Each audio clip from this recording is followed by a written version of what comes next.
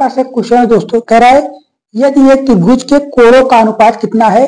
तुम्हारे पास पहला नंबर तो त्रिभुज बना लीजिए, क्या है त्रिभुज ए बी सी, ठीक, और इनका अनुपात दिया है ए अनुपात बी अनुपात सी, इनके कोणों का अनुपात दिया है 2:3:7, ठीक है। अभी तो कह रहा है कि बड़े कोण का सबसे छोटे कोण से अनुपात ज्ञात करना है। तो सबसे बड़ा कोण क्या है, सबसे बड़ा कोण 7 है और सबसे छोटा कोण कितना है 2 है। तो इन्हीं का अनुपात पूछा है, किसका सबसे बड़ा कितना है 7 और सबसे छोटा कितना है ये, तो बड़ा वाला सी है, सी अनुपात ए, यही चीज पूछा है, कितना हो जाएगा 7:2। यही आपका आंसर बन जाएगा। अगर ऐसे नहीं आ पा रहा है तो तुम शॉर्ट देखने से आंसर आ गया। अगर आपको ऐसे नहीं आ रहा है तो आपको पता होना चाहिए त्रिभुज के तीनों कोणों का योग कितना होता है 180 डिग्री। त्रिभुज के तीनों कोणों का योग 180 डिग्री होता है।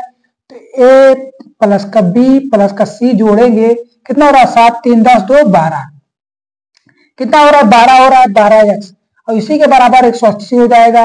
कितना होगा 12 पंचे 60, 12 छंग 72, 15 12 180, कितना हो जाएगा ये 15 आ जाएगा। तो x की वैल्यू कितनी आ गई 15, x की वैल्यू 15 आ गई है। तो c कितना हो जाएगा 7 का, c हो जाएगा 7 × 15, a कितना हो जाएगा, a हो जाएगा 2 × 15। तो ये अनुपात पूछा है, जब इसका अनुपात निकालेंगे तो 7 × 15 अनुपात 2 × 15, यही अनुपात बन जाएगा। अनुपात में ये चीजें कट जाएंगे तो आंसर कितना आएगा 7:2, ठीक है।